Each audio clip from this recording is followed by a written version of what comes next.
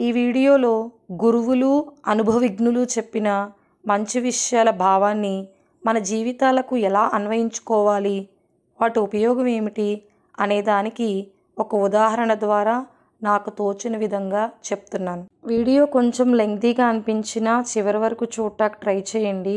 ఈ మ్యాటర్ కొంచెం సెన్సిటివ్ అయినా ఉపయోగపడుతుంది, ఆలోచింపచేసేలా చేస్తుంది అందరినీ. ఒకసారి ఒక గురువుగారి దగ్గరికి ఒక వ్యక్తి వచ్చి ఒక ప్రశ్నకు జవాబు చెప్పమని అడిగారు. ప్రశ్న: సర్వానికి భగవంతుడే కర్త అయినప్పుడు మంచి చెడుల ప్రస్తావన ఎందుకు? పాపకార్యాలకు కూడా ఆయనే కర్త కదా, అంటే పాపాన్ని కూడా ఆయన ఇష్ట ప్రకారమే చేస్తున్నారు కదా. దానికి ఆ గురువుగారు ఇచ్చిన సమాధానం: పాపం అంటే ఆయనకి ఇష్టమని ఎలా చెప్పగలవు?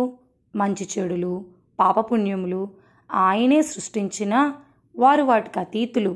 ఎలాగంటే గాలి సువాసనను దుర్గంధాన్ని కూడా మోసుకొస్తుంది, మరి గాలికి ఆ వాసనలు అంటవు కదా, అలాగే భగవంతుడు కూడా అని చెప్పారు.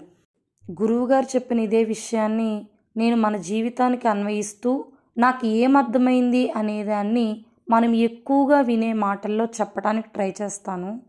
బట్ ఇది చాలా సెన్సిటివ్ మ్యాటర్. అదేంటంటే, ఎవరైనా ఒకరు పిల్లలు దారి తప్పి చెడు మార్గంలో వెళ్తుంటే తల్లిదండ్రుల పెంపకం, తల్లిదండ్రులే వాళ్ళ పిల్లల్ని చెడగొట్టారు అనడం వింటూ ఉంటాం.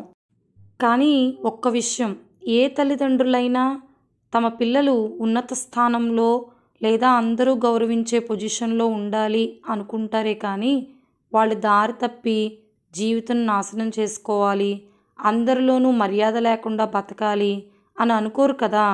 ఇది మనం గుర్తుంచుకోవాల్సిన ముఖ్యమైన విషయం.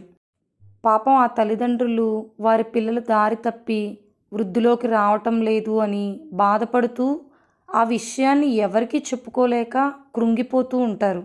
అలాంటి వారిని ఓదార్చకపోయినా పర్లేదు, కానీ వాళ్ళని ఇంకా మన మాటలతో బాధపడేలా అస్సలు చేయకూడదు.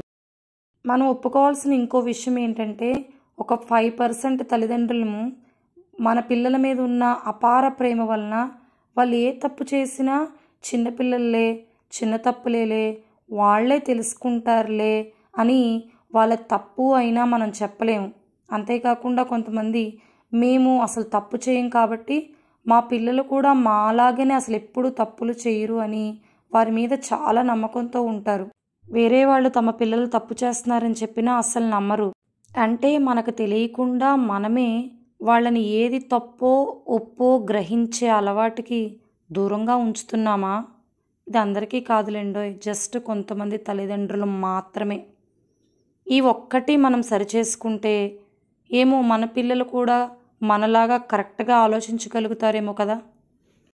అంటే మొక్కై వంగనిది మానై వంగునా అని గుర్తుపెట్టుకోవాలి మనం. అలాగని మరీ మన పిల్లలు చేసిన చిన్న తప్పులను కూడా భూతద్దంలో చూసి వారిని అందరి ముందు తిట్టడం, మరీ కఠినంగా కూడా ఉండటం అలా కూడా చేయకూడదు.